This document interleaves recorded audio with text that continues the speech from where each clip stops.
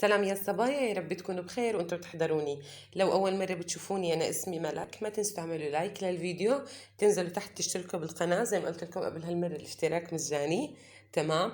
وتضغطوا على زر الاعجاب لو الفيديو عجبكم، ساعدوني ليوصل الفيديو لاكبر عدد ممكن اذا سمحتوا. وما تبخلوا علي باللايك والاشتراك. تمام، ويلا نبلش بالوصفة على طول. أول شي رح أعمل معاكم اليوم شوكولاتة كراميل موس. وصفة كتير لذيذة. هلا هي مش اقتصادية كتير، بس اقتصادية نص نص. يعني أنا حاولت قد ما بقدر إني أعملها بطريقة إنها تكون شوي موفرة. هي طبعا بتكلف كتير، ومعروف إنها هي غالية للناس اللي بتعرفه. خليني أخذ معاكم المقادير، ويا ربي إنكم تجربوها وتعجبكم. أول شي أنا عندي كريم شانتيه، أبدا ما استخدمت الكريمة الخفق. تمام. جبت الكريمة البودرة اللي هي دريم ويب، ما بعرف كل واحد مسمياته. عندي حليب، عندي معلقتين من القشطة، معلقتين من الجيلاتين، شوكولاتة قابلة للدهن اللي هي نوتيلا، وعندي باكو شوكولاتة. تمام. أول شي رح أعمله معاكم اللي هو الكراميل. أنا عملته معاكم كذا مرة. تمام. بس اليوم حعمله بطريقة تانية، هو أصلا بينعمل بكذا طريقة. هحط لكم روابط تحت بصندوق الوصف، وانتوا شوفوا. انا عملته معاكم قبل هالمرة بالميكس تويكس. تمام. واليوم حعمله معاكم بالموس. اول شي انا حطيت كوب من السكر، نفس الكوب انا بعازة حليب، يعني كوب سكر كوب حليب نفس المقدار. عندي معلقة صغيرة مليانة من النشا، شايفين انا مستخدمة المعلقة الصغيرة. حطيت الكراميل السكر يتكرمل على الغاز، ما بحركه ابدا ولا بمسكه. تمام. هلا بس بدي دوب النشا علشان بس اول ما اكون معتزاه يكون جاهز جنبي على طول. تمام. حطيت عليه معلقتين او ثلاثة من المي، وراح احطه جنبي. تمام. هلا بترك السكر لما يتكرمل لحاله، بلش هيك يعطيني من الجوانب انه بلش يتكرمل. بس ديروا بالكم صبايا، انا ما بدي اوصله لمرحله الحرق ابدا، لانه من السكر اذا وصل اغمق من هيك المفروض يكون عسلي. والنار تكون على الوسط، يعني ما تعلوا الغاز وتهدوها على الاخر. اول ما يتكرمل معك ياخذ اللون العسلي خلص بتضيفي الحليب على طول. لا تخلوه ينحرق رجاء، حيغير لكم طعم الكراميل، وحيصير طعمه مش لذيذ ابدا.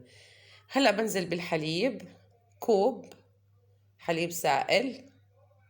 حليب مجفف بتحليه زي ما بدكم، الموجود المتوفر. تمام. شايفين انا بس مهدي النار هون على الاخر.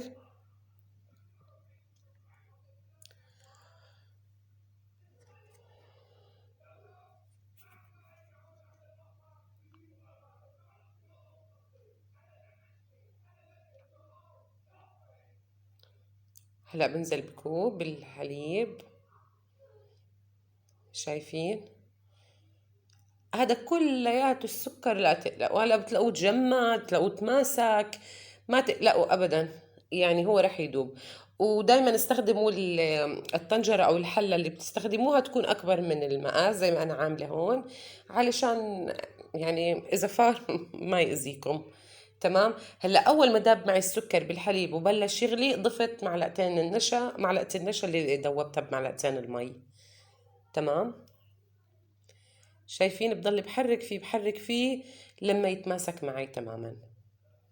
خلص هيك هو تقريبا خلص. هلا رح اضيف معلقة زبدة.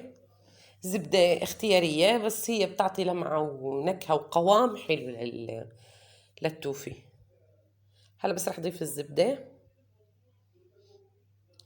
شايفين كل السكر بدوب، يعني اول ما تحطوا الحليب رح تنصدموا بس لا تقلقوا رح يدوب.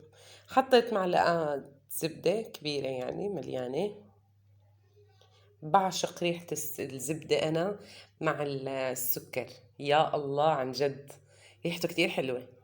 بس يتكرمل السكر وضيف الزبدة، ريحته عن جد لا تقاوم. تمام. هلأ هيك جهز معانا. بحطه بصحن بغطيه وبدخله على التلاجة. يعني أنا هذا أول مرحلة بعمله، يعني بعمله الصبح بتركه لما بدي أستخدمه. تمام. بغطيه بجيلاتين وبدخله على التلاجة لما يبرد تماما، يعني بده ساعتين ثلاثة تقريبا. هلا ضفت الحليب على الكريمة البودرة ورح أبلش أخفق فيها.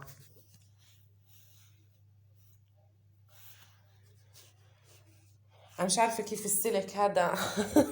مش عارفة. أنا ما انتبهت له للحظة، حسيت حالي إني ما عم بصور فما انتبهت للسلك إنه في نص الكاميرا، فسوري يعني. شايفين انا هون خفقت الكريمة، وصلت لهذا القوام. اوكي، هلا الجيلاتين انا بعد ما حطيت عليه معلقتين من المي، تركته شوي لفترة هيك 5 دقايق. حطيت مي سخنة بصحن اكبر، وحطيت الصحن اصغر هو بقلب الصحن الاكبر اللي فيه المي السخنة، وراح اتركه ليدوب، حياخد 5 دقايق مش اكتر. اوكي، انا هون حضيف التوفي. على فكرة لو عندكم توفي بالبيت الجاهز بيمشي الحال، عندكم طريقة تانية للتوفي برضو انتم بتعملوها مرتاحين عليها، برضو بيمشي الحال. في كتير طرق للتوفي، بس انا حبيت اعمل معكم اليوم الوصفة الاقرب للاقتصادية. حضيف معلقتين من الشوكولاتة القابلة للدهن، نوتيلا، اي نوع بتفضلوه. تمام. خفقتهم مع بعض الكريمة. بعد ما خفقتها أول مرحلة ضفت لها التوفي، ضفت لها الكريمة سوري الشوكولاتة القابلة للدهن. تمام. وخفقتهم مرة واحدة. تمام.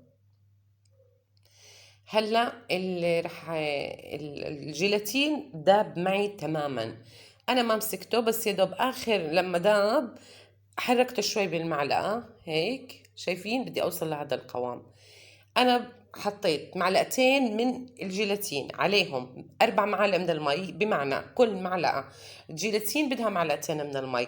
حطيت صحن اكبر فيه مي سخنة، غمره من تحت يعني، بس من تحت، من تحت للصحن، وتركته ليدوب تماما. تقريبا بياخد 5 دقايق. ضفت الجيلاتين على الموس اللي عم نعمله. تمام. هلا بس بتأكد انه انخفق كلياته ودخل بقلب بعضه، خلص هيك بكون خلص معي تقريبا. هيك الموس خلص. في ناس بيعملوه هيك، بضيفوا له فواكه، بضيفوا له كثير شغلات، كريمة يعني. انا يعني عشان يسهل علي الصب حطيته بكوب تاني له ايد عشان اعرف اصبه. تمام. شايفين هيك المفروض قوامه يكون. يعني لو كان يعني مرق أكتر من هيك بسنتين، يعني بدرجتين، بيمشي الحال برضه. تمام. بخبط على الكاسة خبطتين، صرنا عارفين حتى يتساوى معي الوجه تماما. اوكي.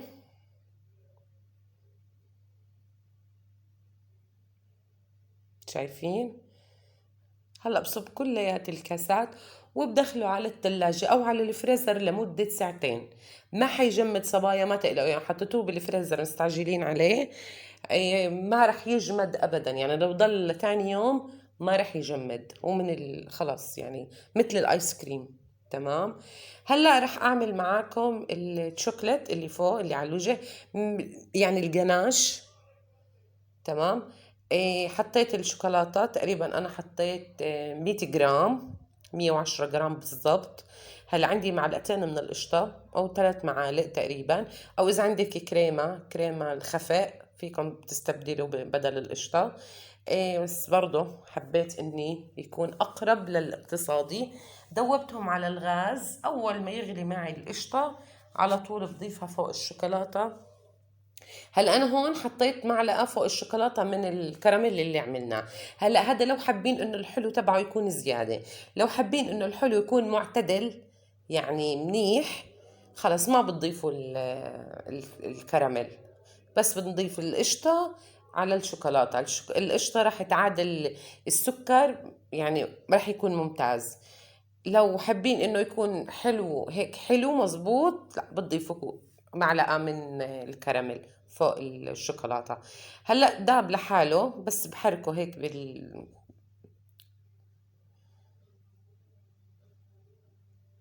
شايفين ابدا ما بده اي شيء ابدا، ابدا يعني. هلا بصبوا على الكاسات طبقة كتير، يعني مش كتير رقيقة، بس هلا فرجيكم كيف. شايفين بس خلص. شفتوا؟ ولا اسهل من هيك، ولا اروع.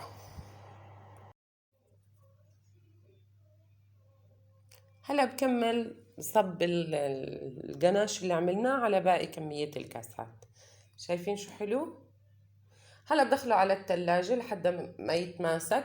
برضه اذا حبيتوا تحطوه بالفريزر رح ياخد معكم ساعة، او اذا بدكم حطوه بالتلاجة من تحت رح ياخد معكم ساعتين، ساعتين ونص يعني. هلا انا هون الديكور اللي عندي اليوم احترافي شوي، حبيت اني اعلمكم اياه، بس يا رب انكم تجربوه. اول شيء انا بجيب ورق الشجر من برا اي شكل. انا الشجرة اللي كانت على باب بيتي هاي، هذا مش عارفة اصلا شو اسم هاي الشجرة. تمام، بنظفهم بعدين. بدوب شوكولاتة، الشوكولاتة الباكوات بدوبها على حمام مائي، وبدهن ورق الشجر من نفس الشوكولاتة. تمام، انا حطيت على الوجه سبرينجل هيك لحتى يعطي شكل احلى.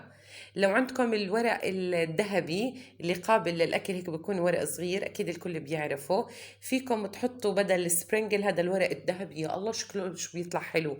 او لو عندكم هذا برضه الفضي والذهبي اللي بيكون مثل البرق او البرية، مش عارف شو اسمه، برضه كتير حلو بيطلع. عن جد تمنيت يكون عندي. شايفين؟ بس بحط على كل كاسة حبة من الشوكولاتة المدورة هاي، وقطعة من الشوكولاتة اللي عملتها من ورق الشجر. بس يا صبايا بندوب الشوكولاتة على حمام مائي. أول ما الشوكولاتة تدوب بندهن ورقة الشجر من الشوكولاتة، بتركها لتجف، بدخلها على التلاجة 5 دقايق وخلص بتفك معك على لحالها. الورق ما بدهن ولا إشي ولا زيت ولا أي شي. شايفين؟ يعني ولا أطيب من هيك ولا أروع. حنزل معاكم كمان شوي بوصفات تانية بنفس الأفكار هاي، رح تعجبكم خيال. عن جد عن جد خيال. هاي الوصفة لازم تجربوها، تكتبوا لي تحت بالتعليقات شو رأيكم فيها، ولا تنسوا تشتركوا بالقناة. بشوفكم إن شاء الله على خير بفيديو كتير كتير قريب، وباي باي.